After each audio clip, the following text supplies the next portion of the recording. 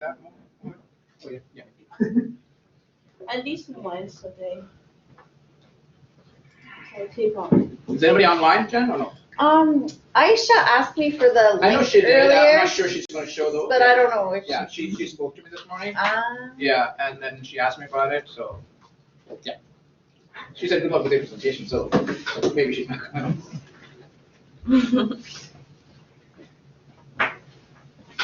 Okay, so I'll say thank you everybody for coming. Today's faculty seminar by Dr. Anton Puvirajah about interweaving orientations toward reflection with professional competence. Yes. So thank you all for coming. I know most of you, all of you. Even though you may know me or seen me around in the building, may not know what I do. So this may be an opportunity for you to know a little bit more about my research. So my name is Anton Puvirajah. I'm a STEM education faculty member here at Althaus. So in addition to teaching undergraduate and graduate courses, I also do research on examining how science teachers and also learners use discourses to develop their respective identities, either an identity of a science teacher or identity of a science learner, through a community of practice. So it could be a community of practice among teachers or a community of practice among science learners. With respect to this, my research also looks into affordances of informal STEM learning of underrepresented youth. I've in the past, focused on Black, African American, and Latina students in the States. And since moving to London, I've worked with Nicole Neal in our applied psychology arc. And our research focuses on, again, informal STEM experiences, but with students with autism. I also am working with the refugee community here in London, or recently arrived immigrant youth community, again, focusing on informal STEM experiences. But also I've worked with pre-service and in-service teachers, and that's my presentation today. My work with them looks at their professional identity development. And I've done this for a number of years, close to about 9-10 years. This work started back in the US again, in Georgia, and it continues to this day. I'm collecting data, and my colleagues and I are collecting data, and this data actually is coming from the US. I'm not sharing any data here, and my presentation today is not technical, because I understand that we have a wide audience here, and so it's not too technical. So I'm not sharing data, but I'm just sharing certain concepts related to this model that we have proposed. So my talk today is about reflections and reflective practice, and also professional competencies.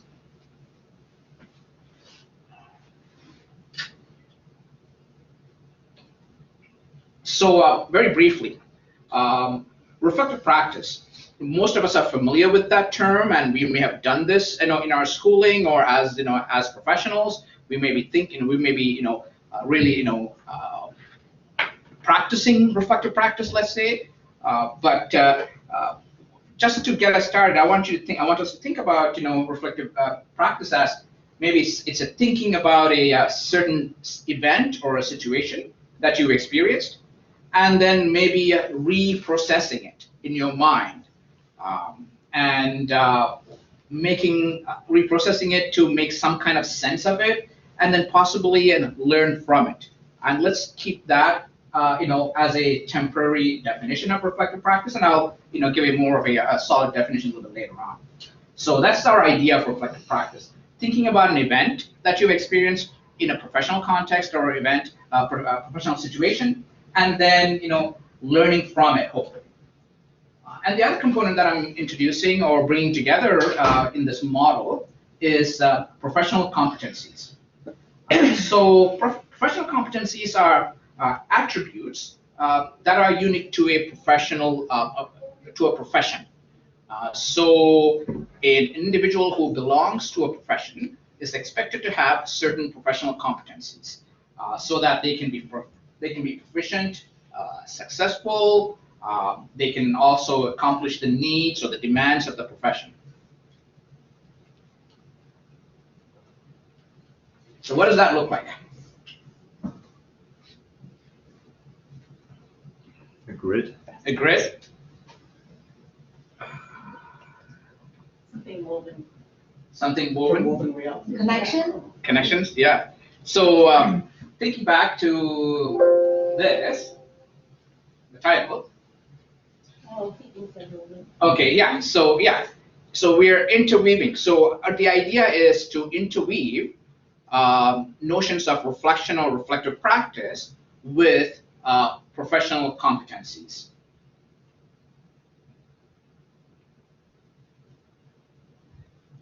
So this is where my colleagues and I have proposed this model. We call this model MMRP, Multidimensional Model for Reflective Practice. I may call it MMRP in my talk because it's a mouthful. So it's a multidimensional model for reflective practice. Interweaving. So again, showing the title, Interweaving Orientation Towards Reflective Practice with Professional Competencies. So I think as I introduced, the presentation today, I mentioned that we do reflection. So reflection is quite ubiquitous. We do it. But in teacher education and also in other professions, we want to be focusing on mindful, deliberate reflection, so that we're not reflecting on the same thing over and over again, or our reflection, or we're not reflecting on some narrow spectrum. So we want to be reflecting on a broad spectrum of, let's say, competencies.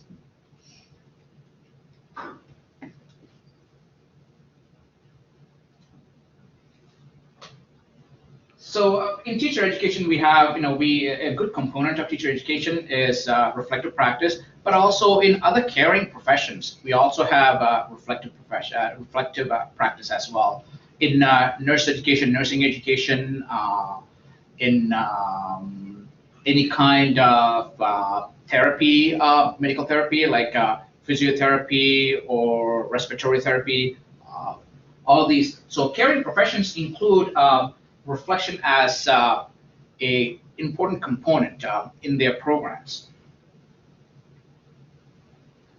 And the reason for including reflection in their programs is to really, give an opportunity for the students to analyze an event that they've experienced in their professional context, in their practice learning, or in their practice of caring for an individual, and really learning to examine that event through tying in that event to their class theories that they've learned, or to the textbook, or whatever else.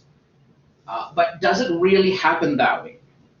So does reflection happen in, I'm using the teacher education example, does reflection happen in a way where students are deliberately incorporating the concepts and ideas that they learned in their teacher education programs into the reflective narrative? If we ask them to write a reflection, are they incorporating that in their reflective narrative?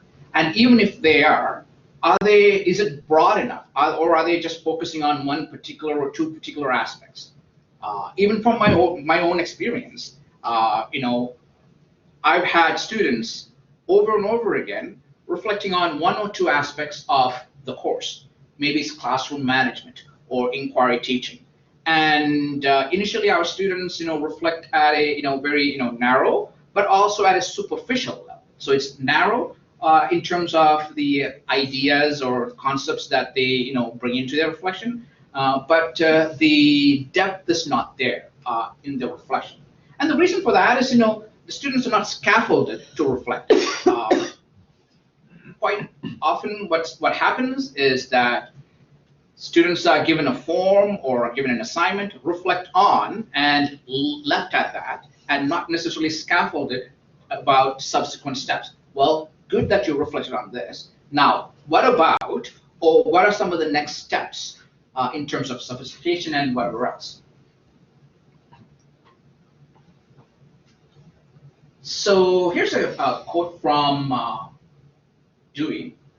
Reflection allows us to be free of impulsive actions, avoiding thoughtless routines, and enables us to direct our activities with foresight and to plan according to ends in view or purposes which we are aware. So really, we need to be thinking about as teachers or individuals in a particular profession, our actions need to be thoughtful. That's the gist of this. We need, our actions shouldn't be impulse driven, but it should be thoughtful.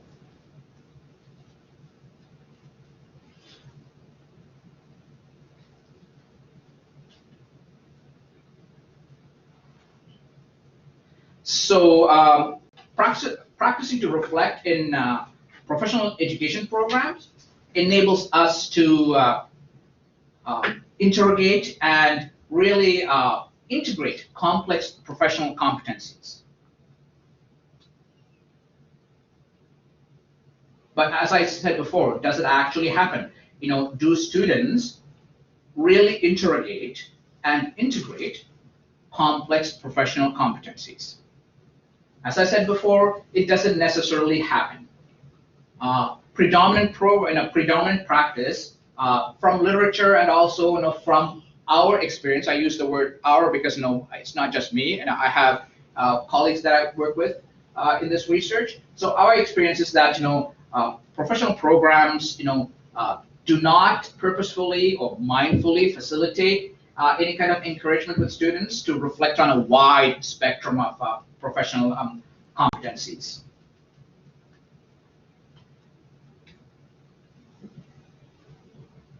Reflection also, when it happens, is done without proper support from educators or teachers, and then educators and the teachers themselves do not have really complete or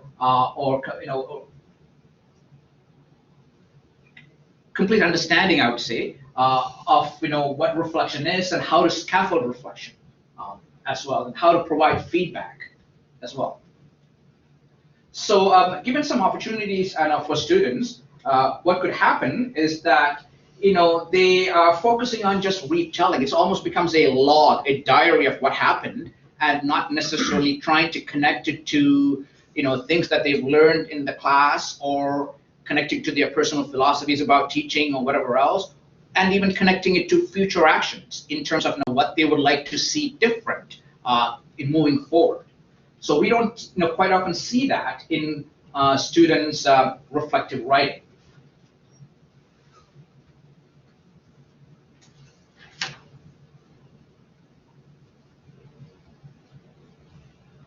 So there are many tools out there to help students reflect. These are some of the examples that I just pulled, from the web. And these are, I have colleagues who've used it. I've used the one on the top right as well in the past. But all of these tools, are missing something, and that is that these tools are, they're presented as a measure of reflection that is value laden and uses hierarchical language sometimes, and privileges one type of reflection over another, or reflection, or views reflection as one-dimensional. So there's some of the tools you'll say well, you need to reach this level to be a competent whoever, a competent person who reflects. So we wanted to move away from that value-laden or hierarchical model, and we wanted to provide a supportive and scaffolding model where it doesn't matter what level you reach at. We're thinking of all of these as complementary. We need all of this in reflective practice. Not one is better than the other. So we've used, we continue to use a a reflection protocol or a form called Critical Incident Reflection Protocol.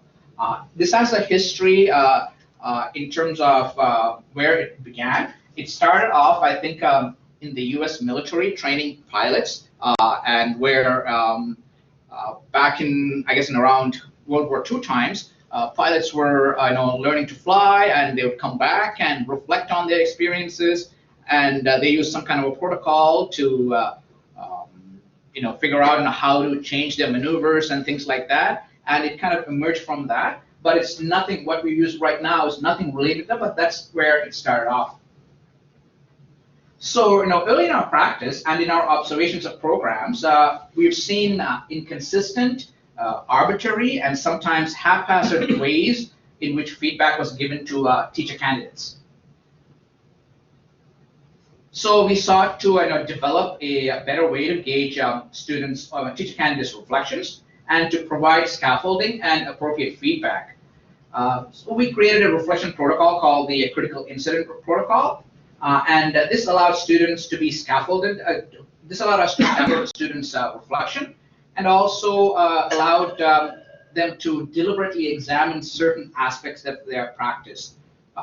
So, for example, when we use this form, we will encourage students to reflect on, let's say, a particular aspect of the topic that we discussed in the classroom, and connect it to their practice.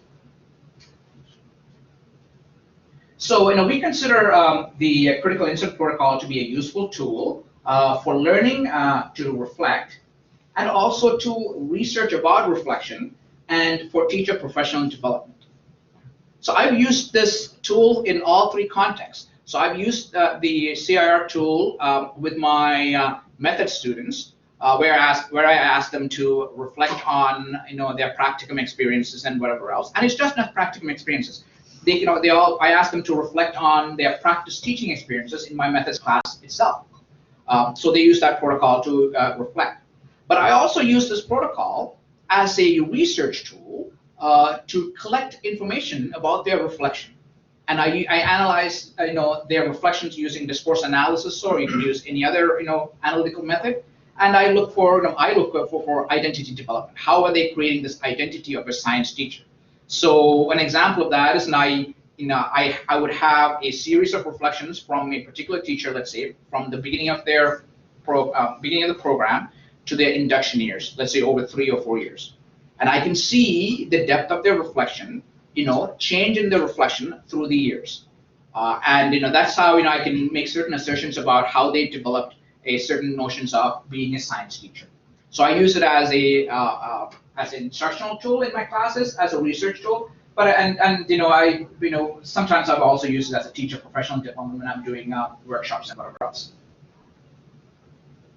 So when we use the CIR in our roles as teacher educators, researchers, and we found a rich, diverse, and multidimensional perspectives on teaching and teaching related matters from our teachers. So it's almost kind of like backwards. We had this instrument, and my colleague developed this, and we used this instrument, and we said, wow, this is rich stuff that we're getting. And we are able to scaffold and encourage students to reflect on a wide spectrum of competencies.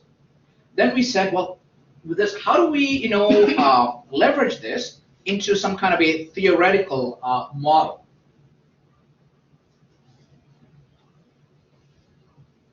So even before thinking about leveraging this to a theoretical model, we wanted to be thinking about defining reflection.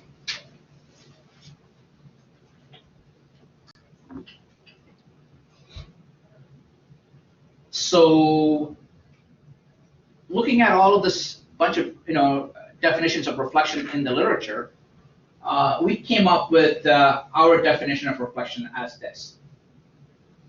So it is a conscious, so you need to be purposefully doing it. It cannot be automatic. So it's a conscious action of inquiring about or problematizing a phenomenon. That could be an event, or an object, or a belief. Through questioning, making meaning, and mental structuring and restructuring. that results in schema building. And it facilitates understanding, action, and transformation. So schema building is important. That is, you need to, for reflection to happen in a proper way, you need to have certain changes happening in your mind.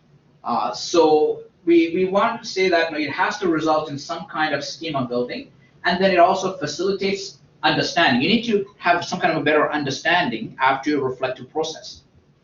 So it's a cognitive thing. So you're a better, whatever, you have a better understanding of a particular situation. Or it can also facilitate action. That could be, a different action than what you had done before, or some kind of a transformation as well. So, once we defined reflection, we also examined various reflection frameworks that are out there in the literature. And there are so many different kinds of frameworks, and these frameworks go beyond just a mere definition of reflection. So, for example, folks have framed reflection in terms of types of reflection, when reflection occurs, or levels of reflection. Reflection is at the superficial level, it's at the advanced level, or whatever. So there's many different ways of framing reflection. For our multidimensional reflection model, we incorporated two reflection frameworks. One was orientations of reflection. That is whether the reflection is technical, contextual, or critical. And the other was time purpose. When is the reflection occurring? Is it reflection in action, reflection on action, or reflection for action? Let me go a little bit more detail into this. So in terms of orientations for reflection, here the practitioner, there's three types of, or three orientations of reflection: technical, contextual, critical. So the technical, the teacher is primarily concerned with the logistical aspects of their practice. Am I on time? Is my lesson, did my lesson end on time? Do I have the proper supplies? Did I make the photocopies and whatever else? Is it important in your practice? Absolutely, yes. Some people may label it as superficial, but we don't. We say it is important. Well, you had to be on time. You got to have your materials together and everything else. It's technical, so it's important. But that's not the only type of reflection that ought to happen in a profession. So the next one is contextual reflection. This is where the practitioner engages in the analysis and clarification of practices and consequences and whatever else. This is where the practitioner thinks about her practice or his practice and tries to tie it into the assumptions about that practice that is related to the field. So what I mean by that is, let's say that, so some of the assumptions, one assumption could be certain theoretical ideas about classroom management. So the practitioner has a bad experience in a classroom, in a lesson with a student. Instead of just dismissing it as it was a bad experience, let me try it next time, try it differently next time. What the practitioner does is, try to say, what are the things, in my profession that can support me to be a better instructor, better teacher, in terms of having a positive classroom, in terms of having a classroom learning environment where students are engaged in learning. So the teacher in the situation is trying to incorporate some of the assumptions related to the profession. So it could be tying theory to practice. So I like to think of contextual as tying theory to practice. So, and then the next one is critical.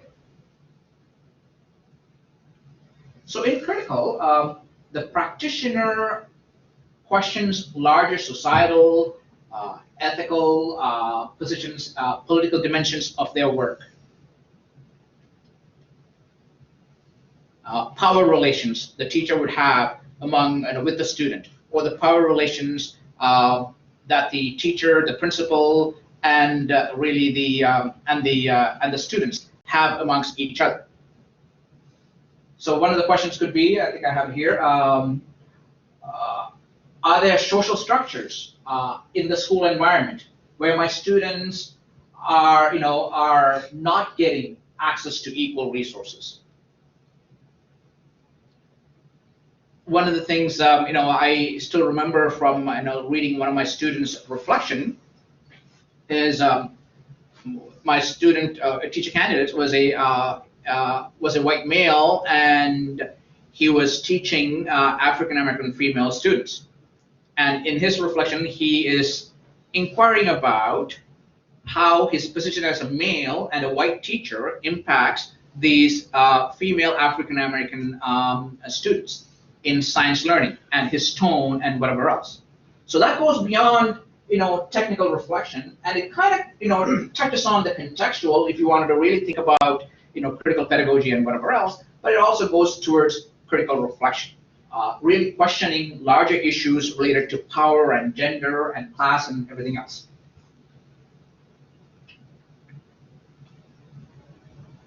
The other one, the other framework that's in our model is the time purpose. So reflection in action is, as I'm speaking to you right now, I'm reflecting and I'm making, let's say, minor changes to what I'm saying. So that is reflection in action. So you're reflecting on your feet. So as you're teaching, you're thinking about, okay, this student seems bored. I need to change certain ways of presenting this lesson. That is reflection in action. You're in action and you're reflecting it and making certain changes. Reflection on action happens after the fact. So your teaching is done, my presentation is done, I go back to my office and I think about it. And well, it could have been done this way or the other way, and that's it. Am I doing anything about it next time? Not according to reflection on action. So then there has to be some kind of a commitment for me to do better next time around, and that is reflection for action. So my timing was off, and then I recognize that in reflection on action. And if I just recognize it and just leave it at that, I just stay there. So reflection for action is also the next step. You're making a commitment to possibly change. So my timing was off, that was reflection on action. So next time around, I need to do X, Y, and Z. So that occurs after the event, but with an intent of planning for future actions.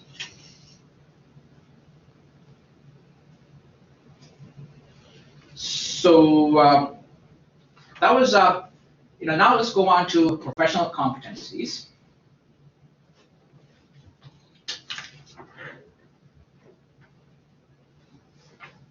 May I ask a question? Absolutely, yes. So I would love for you to ask questions. This is the model that was used. Yes. By the candidates. Yeah. For the end component specifically. Yeah. Is it documented or it's just like? It's documented. So what do you mean by end component? Reflection for action? Or for the end component of the time, like the time component. Yes. Yeah. And they do it during the teaching. Yes. So they document it after, I guess, right? They document it. So so for example, so reflection in, how do we know reflection in action, right? So when we ask them to fill out the protocol, we ask them to take positions. What were you thinking when you were doing this? So they will say, when I was doing this, I was thinking X, Y, and Z, and then also I changed this because I realized, she was bored, so I needed to do something, so I did it. So that gives us evidence of, for research purposes, that gives us evidence of reflection in action.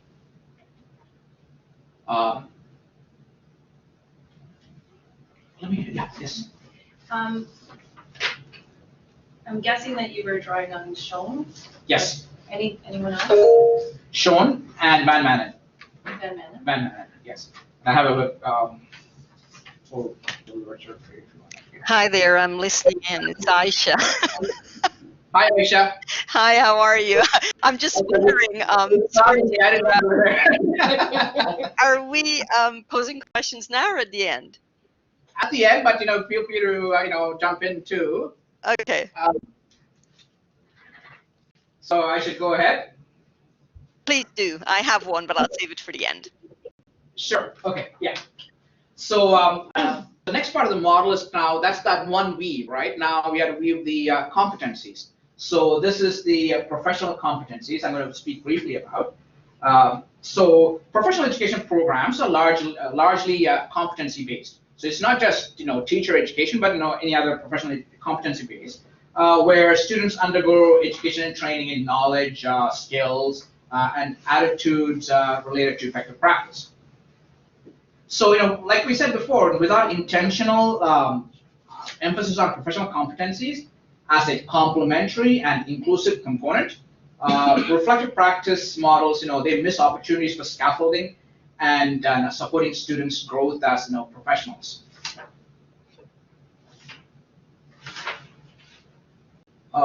So many competencies, as we know, are discipline-based. So if you were to look at various jurisdictions for teacher licensing organizations, in medical whatever licensing organization, whatever, it's very discipline based. And also professional competencies can be characterized as having a narrow task behavior perspective or a broad attribute perspective in terms of competencies. So a narrow task or behavior-oriented perspective is, this is what you would do, and that's it. And we're not asking you to do anything else. So that could be, I'm just generalizing now. That could be, could be in the traits. This is how you would, use a welding torch, and this is what you would need to, know as a welder. So that could be a narrow task-oriented perspective on competencies. So we, so narrow task-oriented perspectives of competencies, they emphasize some kind of a rigid control of the standards or the outcome, and they may not be suitable for professions that deal with humans or the caring profession. And this is because the task-oriented approach, it does not allow learners to interrogate and critically examine the socio-cultural milieu associated with their practices and being a professional. And then it doesn't allow them to bring in their personal philosophies and beliefs about their professional practice into account. So, a broad attribute competencies, it values and highlights the importance of learner agency, and also it focuses on social interrelations, the interactions between human beings as well, values that. So we characterize professional competency as having attributes of professional knowledge, skills, and dispositions.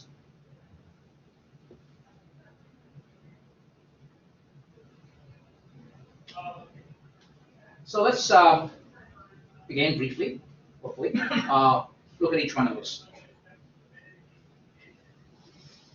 So knowledge involves familiarity with understanding of something, or someone or some phenomena, and it's not just that. It also has, you have to have the capability to retrieve that knowledge. So in terms of professional competency, when we are accounting for knowledge, it needs to be evidenced in some form. So in professional programs, it could be test-based, it could be verbal in terms of oral, written, and whatever else.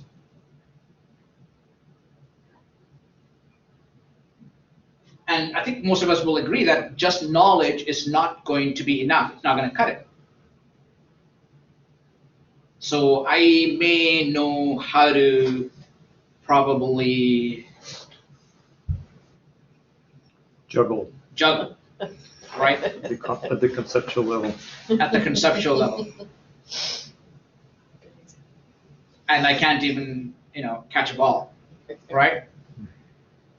So knowledge alone is not going to cut it in terms of the profession. So with our pre-service teachers, they may be knowledgeable through our, methods programs and whatever else about best practices and whatever else. But we need to go to that next level, and that's the skills. So the skills focuses on the individual's ability to do. So it can be considered practical knowledge. So an individual knowing about something, like we said before, does not mean that they're skilled at doing it.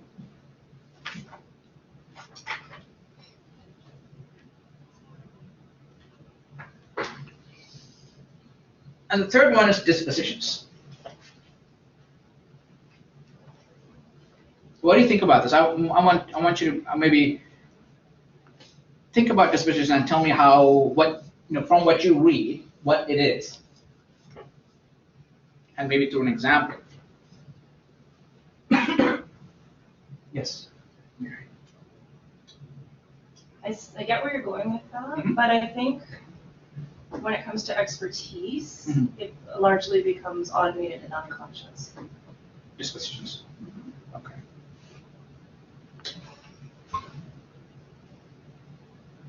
But I think probably from the perspective of new teachers, Mhm. yeah, it is going to be more conscious and therefore a little more discontinuous and jerky.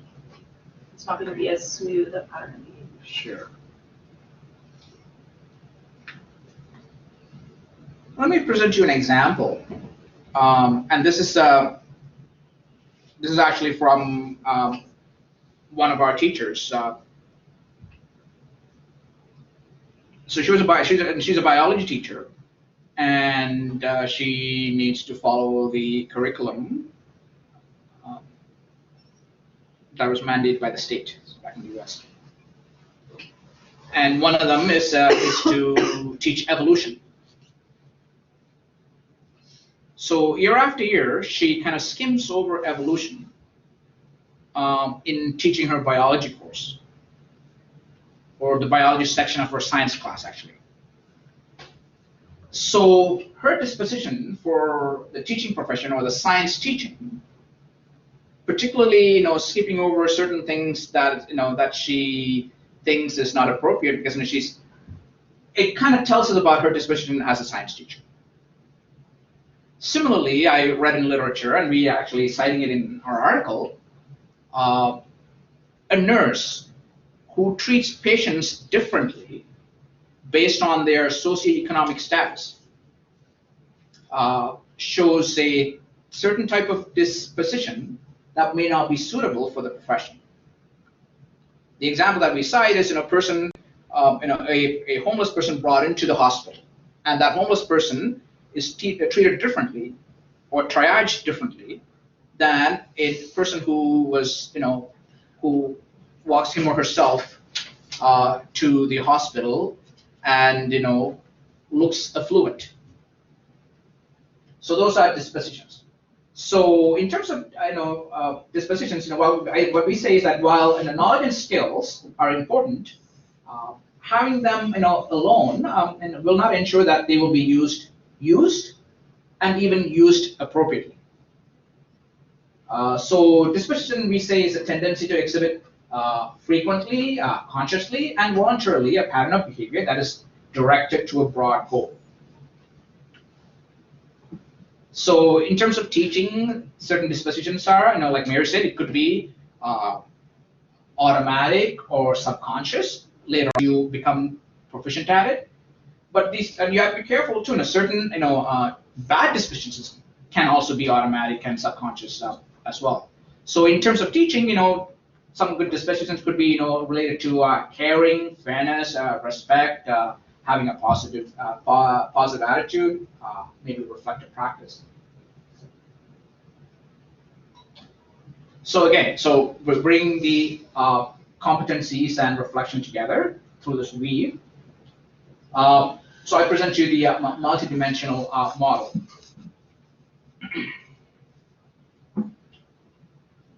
So it presents the elements and complexities of the reflective practice that we saw in our students when we used the critical incident reflection form. So I don't know if you remember, I started off with, initially I said, we used that critical incident form. Based on that, we said, wow, we're getting all this rich reflections. How do we, put that into a model? And so this is what we conceptualize in terms of the model. So the dashed line all around it's the setting, it's the environment in which the event happens, or the general teaching event happens. And then within that general teaching event, the dark circle here is the incident itself. So within that larger teaching context, the incident is, represented by that dark circle. And then let's now think about that incident. Let's say an incident happens, and then one can look at that incident and think about it. Now, is that reflection? And then they write it up. So is that reflection in action, on action, or for action? One way to think about it. Are they thinking on their feet? Are they thinking about it, after the fact, which is fine. But also, it's important also to, make some commitments, reflection for action as well. And then, okay, yes, well, we say, they're thinking on whatever. And then, so what are they thinking about? What kind of orientations do they have? Are they thinking in a technical way, thinking about the logistical and the photocopying and things like that? Are they, critically thinking about issues related to race or gender or class or whatever, power relations? Or contextual, tying theory to practice, trying to tie theory to practice. And then, so that's the reflection part, and then the competencies. So within the field, whether it's nursing or teaching or whatever else, what are they focusing on? Are they focusing on the skills, the knowledge, or the dispositions? So this is how we, presented our multidimensional model.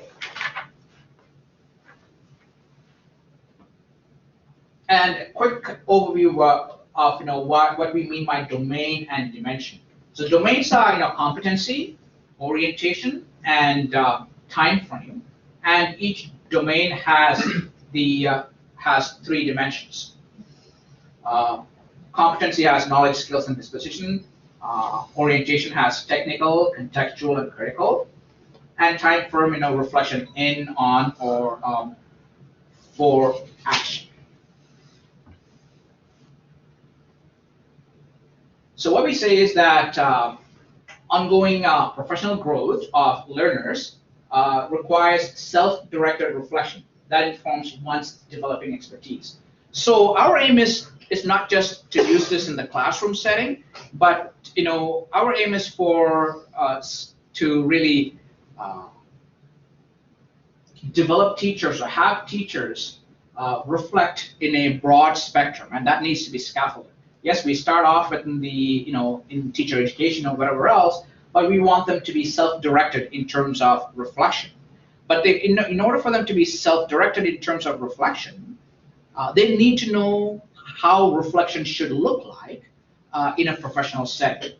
They shouldn't be just focusing on the skills. They shouldn't be just focusing on the critical aspect. Always talking about the critical aspect, but not necessarily having the photocopied materials or whatever.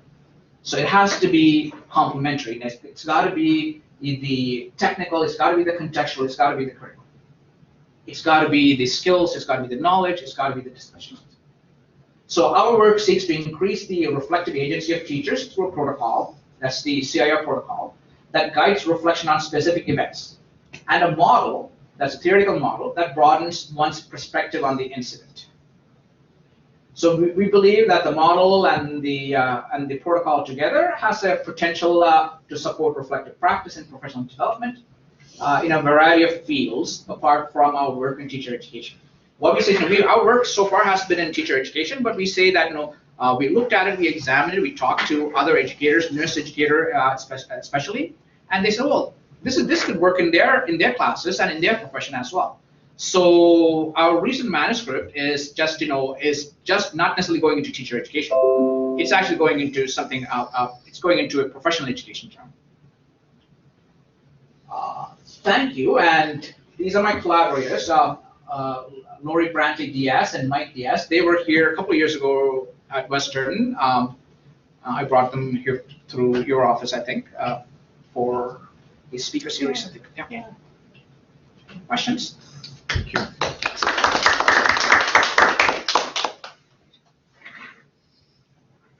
Was a question online, right? Am I on? Yep. Okay, sorry.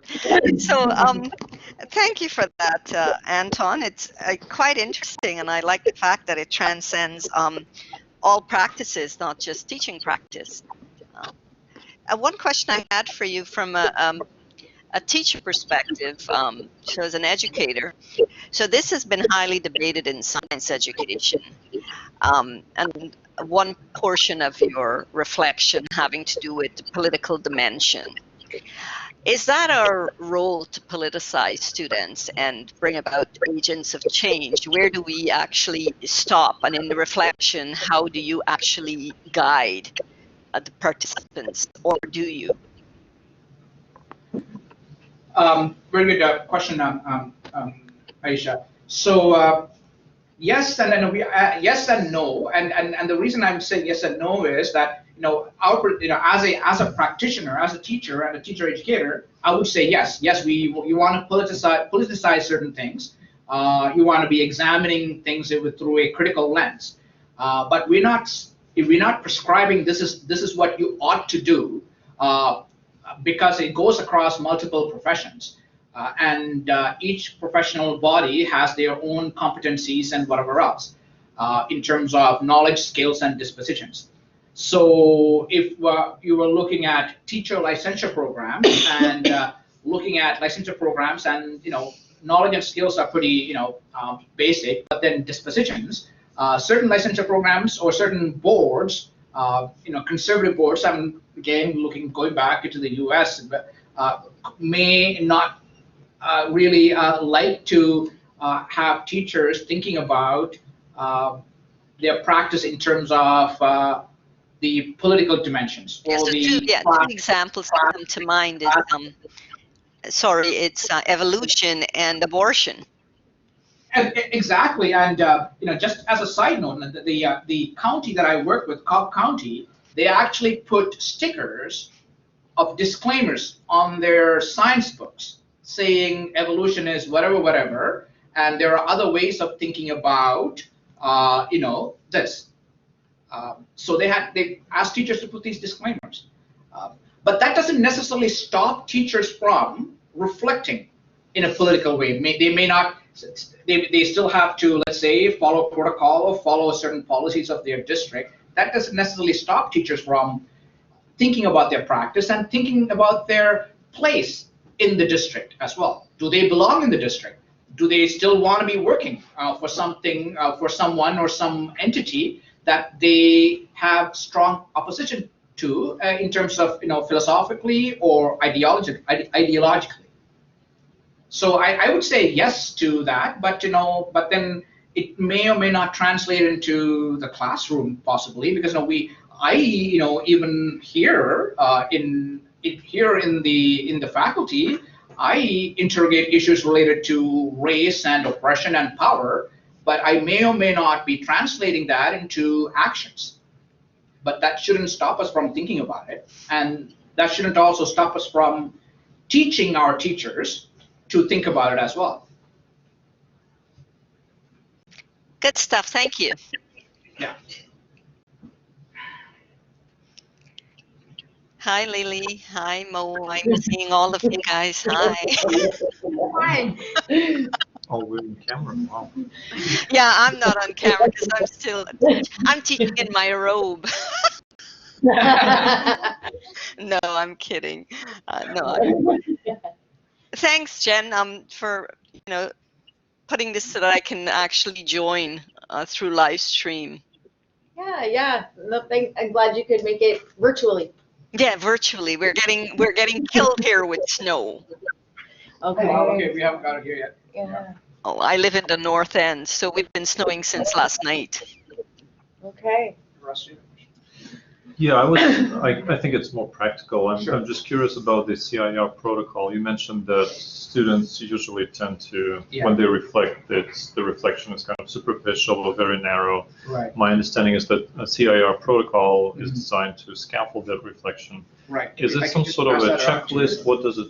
Oh, there is. You have an example. Oh, Yeah, I have sample. Sorry, I forgot to pass it.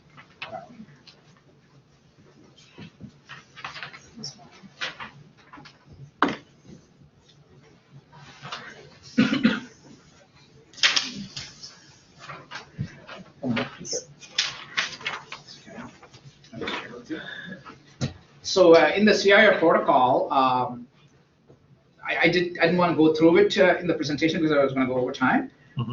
So initially, we're asking the students to identify a critical incident. We're not asking, so just what, in your teaching episode,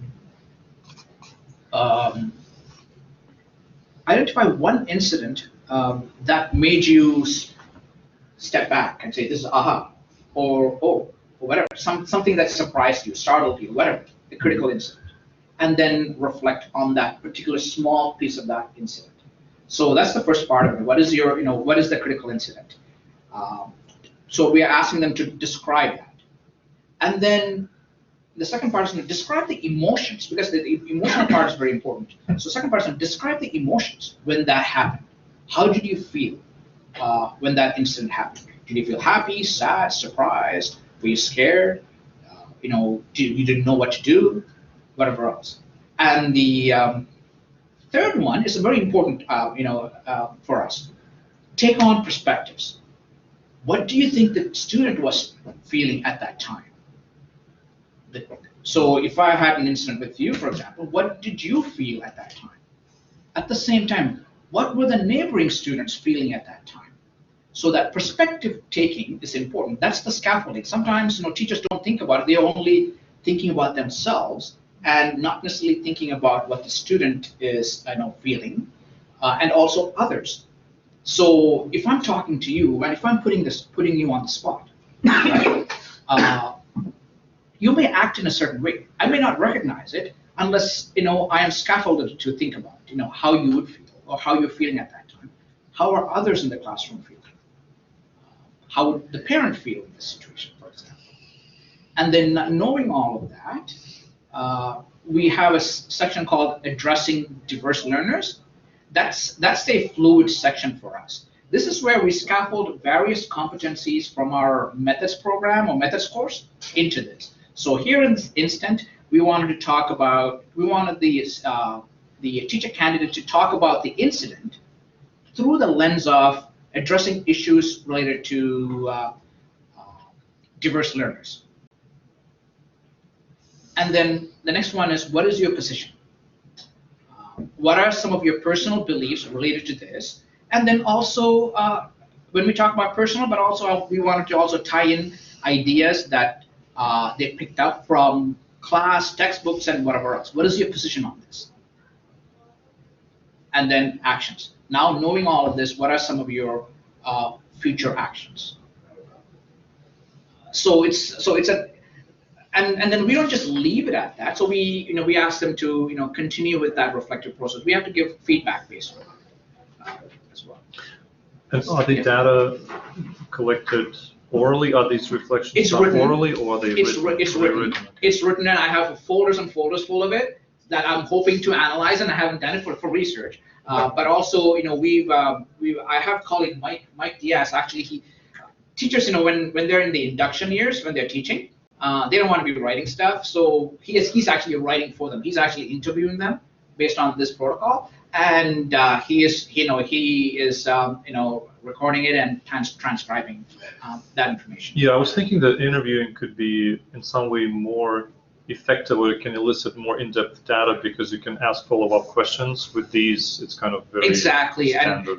Exactly, and it's just, it's a matter of time and whatever else. Again, with this, teachers can be, they're busy, especially induction years teachers, they're busy, so they may not be as, complete or in depth in terms of what they're going to be giving us as well. Yeah. Thank you. I have two really practical questions. So the first one is, do you have ethics through Western or through Kansas State to collect student data? I have ethics. We have ethics through Kansas State. Okay. Yeah. My ethics is also through Kansas State, and I don't have ethics through Western, and I'm not even sure if I need it. This was ongoing research, and I came from Kansas State. So the data set is that you're describing is the Georgia data. Georgia data. Okay. There's nothing from here yet. Okay. Yeah. Good question. Yeah, I need to think about that. Do I still need ethics from here? If you're Well, gonna if you're collect collecting data data here. from It's data that's there, right? And I've gone, ethics is there. We renewed it. We keep renewing it because it's going through their institution and their students. So I don't think we need ethics from here. Yeah, it's there. As long as you're not as an ethics board member, as long as you're not collecting data in your current institution, you do not require ethics, but you need ongoing continuing ethics from where the data is being collected. Yes, and that's what we have. Thank you, Aisha. No worries. I didn't know you were in the ethics board. I kept quiet. Ethics board, so I like ethics questions.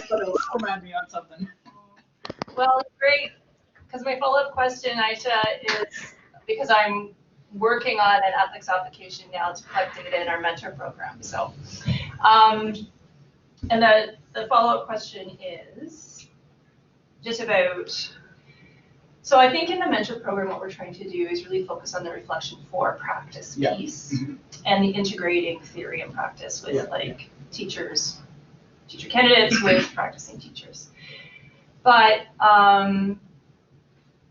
each mentor has their own kind of approach to how they kind of prompt reflection and feedback in their groups, and we that there's some purpose to that variation. But my main teaching and learning problem is how do I help the teacher candidates connect what they're doing here in coursework and not just consider what they're doing out in their practicum.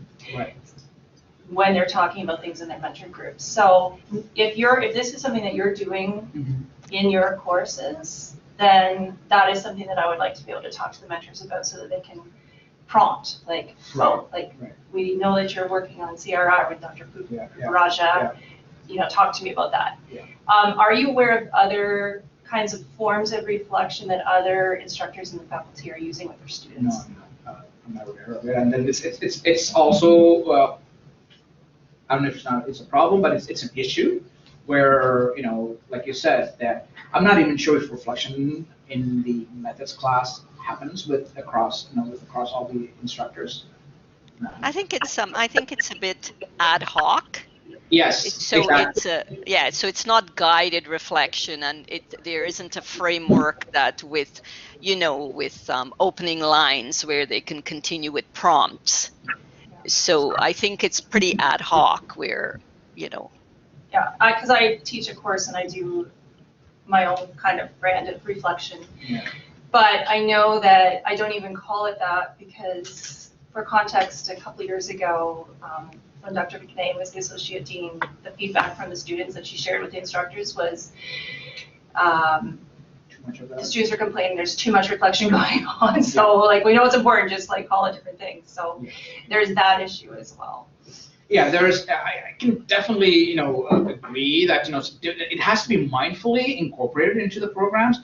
If, reflection is incorporated into every single course that you're taking in, people get burnt out with this stuff. So even with the stuff that we're doing, we're really mindful about how often we are asking students to reflect in a formal way. But we also have, with these teachers, we also have sessions, every other sessions, we would spend about half an hour just talking about their practice and trying to connect it to the theory.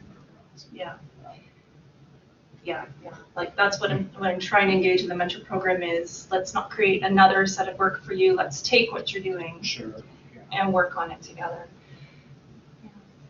Thank you. I guess it has to be a purposeful, I call it purposeful reflection. So here's an example of one that I use, where I ask them to reflect on how the course readings in the first 2 classes have impacted your professional practice.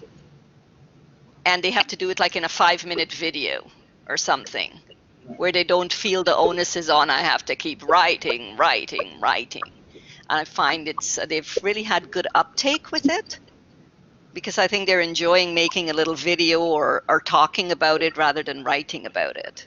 Right. Actually, Yeah. does anyone else want to jump in? Because I have another question about the videos.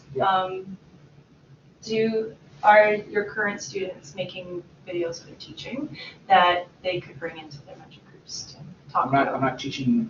Right Oh, you're not teaching. I'm not teaching right now, but yes, in the past they've done it. In the past courses they've done it. So actually, a good portion of the research that we do is actually video-based reflection or video reflections. So we ask them to. It used to be like video cameras. Now they're using. They used to use iPods. Then now they're using any other phones. You know, it started about 8 years ago. So we asked them to record their teaching event, whole teaching event, and we asked them to watch the whole thing, so they're reliving it. So we only ask them to reflect as they are watching it. As you're watching it, find a critical incident and choose an incident. So what my colleagues have done this more than I have, is that what they've said is that just the process of rewatching it makes them think deeply about their teaching, and then mindfully think about a critical incident instead of just recalling it. So they've done recall, video, and audio. And audio was the worst, and recall was second, and video was more in depth, and also they were able to find instances that were meaningful for their professional practice and that they really wanted to work on when they were watching the videos.